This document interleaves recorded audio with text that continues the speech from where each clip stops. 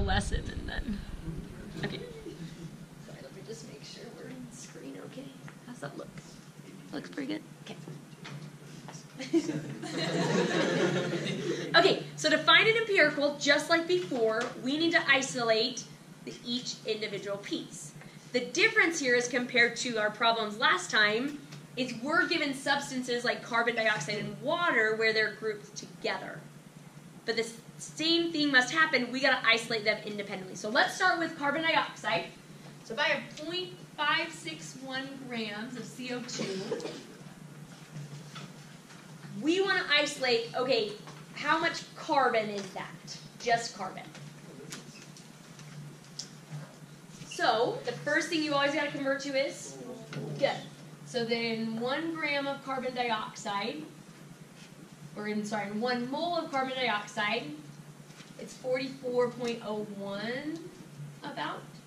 So that's the molar mass. Sometimes I just find molar masses for you guys because I have confidence we know how to do it now, but it just makes problems go a little faster for us, right? Okay. All right. Then in 1 mole of carbon dioxide, how many moles of carbon do I have? 1. 1. Because now I'm just looking at this. Notice we don't need a balanced equation because we're just isolating a piece of the CO2. So 1 mole of C. Once again, does nothing mathematically, but that mole-to-mole step, we got to check out that ratio. Okay? Now, in 1 mole of carbon, how many grams is that? 12.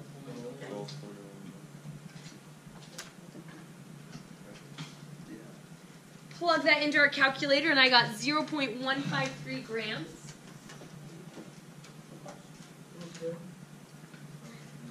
So we know how many grams of carbon are in our sample. Calvin, I'm glad you said that. How do you know that's like a believable, at least, answer? Because just like based on like what numbers we have, it's like if you were to say, oh, it looks around 6, like on the top, and then like divide by 44, you just count as what. Yeah, it's always a great idea just to do a quick like logic check too, right? Like with your answers to prevent small math mistakes, because we're all guilty of it at times. You have the right setup, but you type the wrong number in, and then it messes everything up. That's so frustrating. Check your answer and see if it's logical. First off, our total was only 2.55, so it makes sense, yeah, that the amount of carbon should be this small. So then we should just be able to do subtraction with the oxygen. When we're done, yes. We got to find the hydrogen because it has 3 parts, right? Yeah. So once we find the hydrogen, yes, that's exactly what we'll do. So we'll take 306 of our water, and now we're going to isolate the hydrogen. So there are 18.02 grams of water for every mole of it.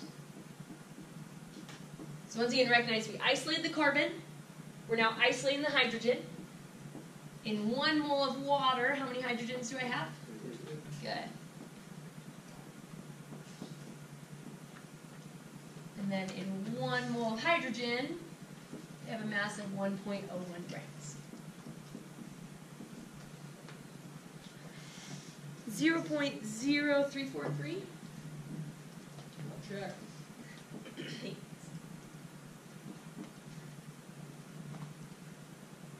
Questions on that? Yeah, Sam. Why do you have 2 moles of hydrogen? So we're trying to isolate it down. So since it's H2O, if water breaks apart, there's 2 hydrogens in every 1 water. Does that make sense? Yeah. No, good question. Okay, any other questions with that setup? Yeah, let's So we were trying to find the oxygen. It comes from the carbon dioxide and the water. So how would you find the oxygen, like if you're just finding the oxygen, Great question. the 2 different? So, because we now need to find how much oxygen we have, right? Because that's our 3rd component. Now, there's another issue with oxygen in these products. So, CO2 and H2O are always produced in a combustion. What's always a reactant in a combustion? Oxygen. So some of the oxygen in these might not be from our hydrocarbon. They actually could just be from the oxygen reacted with. So that's why we don't want to, because you could do the same process here, but then go to oxygen for both. But what we want to do is now we know how much carbon there is, we know how much hydrogen there is, and you'll always know at the combustion the total. So we're going to take that total of 2.55, or 0.255. So this is our total of our sample. And we're going to subtract away the carbon and the hydrogen. Because everything that would be left has to be the oxygen. And once we get the oxygen on its own, would we have to like divide by something because we have just regular oxygen and we have O2? Oh, great question. We actually don't have to divide it by anything because since we are just wanting to know the total amount of oxygen, this will tell us the total amount of oxygen. And once again, because we're talking about oxygen in a compound, that diatomic rule doesn't apply here. But great observation. Jordan. Oh, my Lanta, thank you. Yeah. That's what we're finding. I was like, wait a minute. Wondered why everyone kind of started like raise their eyebrows like, wait, what's happening now? Okay, plug that in and subtract and 0.068.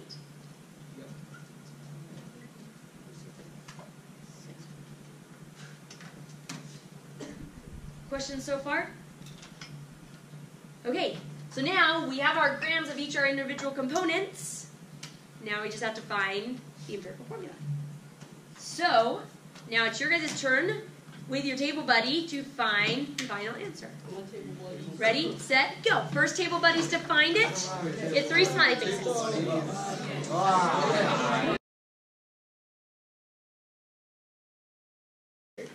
I hit the table too hard.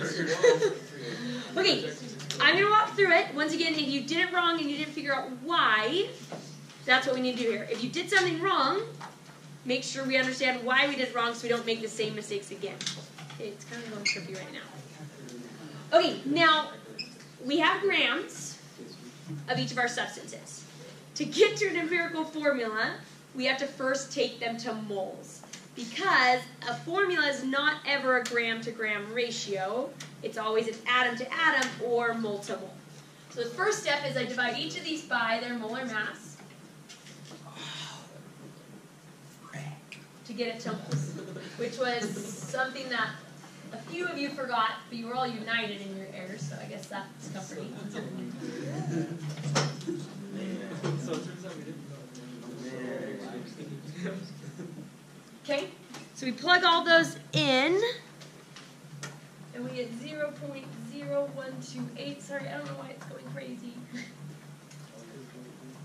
0.034. 0.043 moles of O. Okay. If you actually write out like the entire decimal, it gets an opposite. Say that again. It's gonna give me some string projector on. I like 0.004. That's what I do. Yeah, something. 5 when I divided like everything. No, that's a great point, Calvin. And actually, what I do is sometimes I don't write it all, but I keep it all on my calculator. But that's a great reminder that the more decimals that we keep of this, guys, the less variance you're going to have in terms of having to think like, do I round, do I not round? Yeah, the more decimals you keep when you divide by the smallest, the cleaner that answer looks, which is really nice. Because sometimes it's hard to tell. Like, someone earlier today got like 3.8. It's like, ooh, do you round that up? Like, that's not quite super close. But okay, so now we divide by the smallest. You divide them all by the oxygen's amount. And then when you do that, we get... Do we get our ratio or do we have to multiply? Oh, we do get our ratio. So 3, I got 3, 7.9, and 1. So that is why it's 3, 8, 1 as our... Oh, that is right. Now, technically, everyone, with what we've done so far, is this for sure a molecular formula? No. That is the empirical formula. That's our empirical formula. Yes!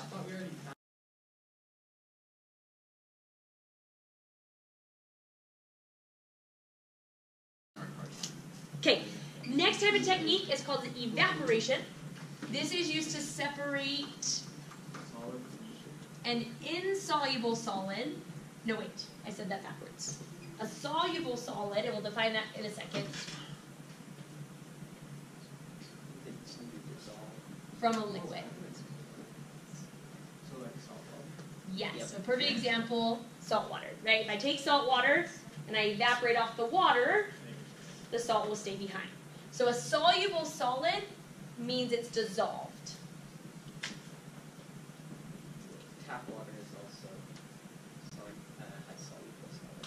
Yeah, that's why our tap water is not classified as pure, because it has all these other things inside of it. Okay. Another word too that we've talked a little bit about before, but that you can link, is aqueous. When we see something's aqueous, it's dissolved in water. So if I wanted to get it back out, evaporation is what you do. Pretty much all it means is you just heat it till all the water's gone, and then the solid will be left behind. Okay? Questions on evaporation?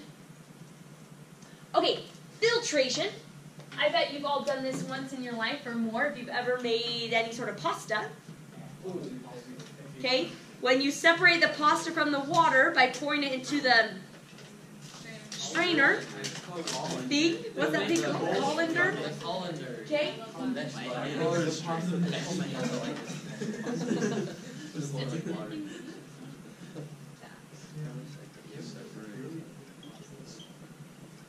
So this is how you can separate an insoluble solid from a liquid. Insoluble means not dissolved.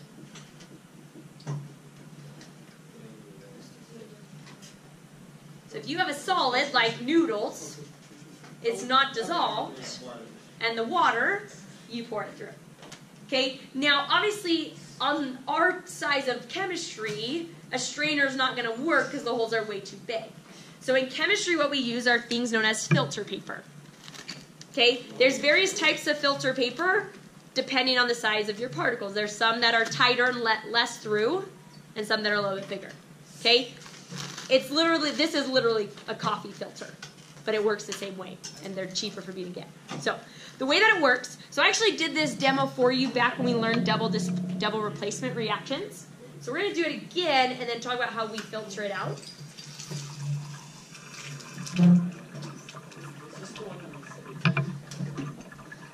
Okay, so this is potassium iodide.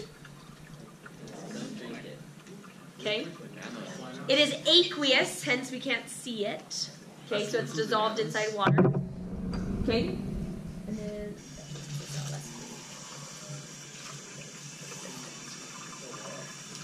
And then I'm going to mix it with lead nitrate to make an insoluble solid. Now, another name for an insoluble solid is a precipitant. Because it precipitates.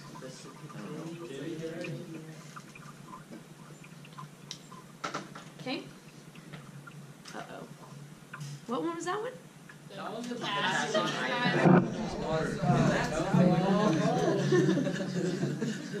I think that was from the same jar, actually. Well, if nothing happens, we'll know that I poured the same thing in twice. Yeah, that was the same. Okay, ready? 1, 2, Explosion. 3. Nothing. Oh, I did.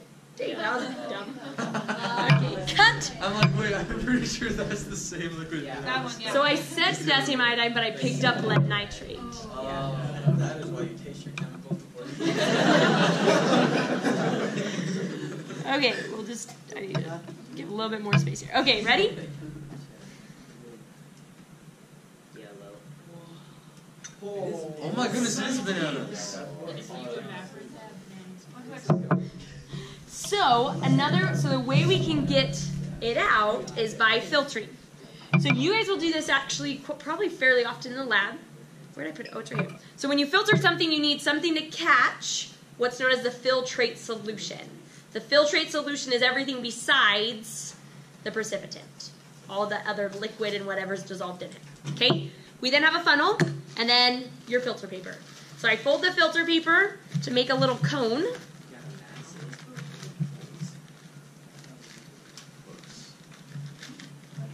Okay, like so. Little ice cream cone thing. Put it inside the funnel. Fold it around to hold it. And then I can pour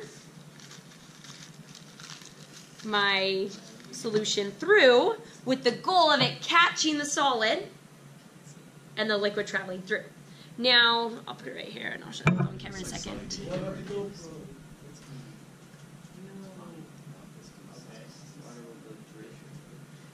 So the water passes through and the solid is supposed to be caught by the paper. Now you may notice though, some goes through. So often when you filter, if you're trying to maximize your yield, like when we talk about percent yield, you would filter again and again and again. Because otherwise, if you're a business and you don't filter again, that's money, right? You're wasting product. Okay? Yeah. Oh, thank you. Okay. Let's finish chromatography just so that's a good stopping point. But then we'll put it away. Okay, questions on filtration? How that works? Okay, now chromatography, we'll actually do like an entire lab about this later on in the year. For now, just recognize it can be used to separate two or more soluble substances.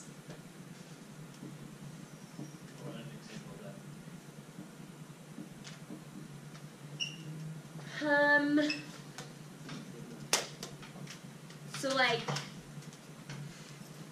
this is one I can think of that you actually know what I'm talking about. The other ones, we gotta learn more chemistry. Like ink, like black ink, using chromatography, you can separate into all the colors it's made up of. Because black ink isn't one thing, actually. It's a combination of multiple. So, yeah. A lot of things, and hence like the prefix chrome, that's what refers to the color ideas. Often with chromatography, it's a thing about different colors. Now what's cool is the different colors may not be colors we could see with our eyes. I did a chromatography one time that we had to check under black lights. Because our eyes couldn't see the difference, but under the black light you could see a difference. So keep that in mind. So, okay. 4 separation techniques. We'll talk more about them next time on our practice problem. So, any questions? Okay, put our computers away. Here's your homework for tonight. So 2 quizzes on AP Classroom, and then that 1.5 I handed out last time.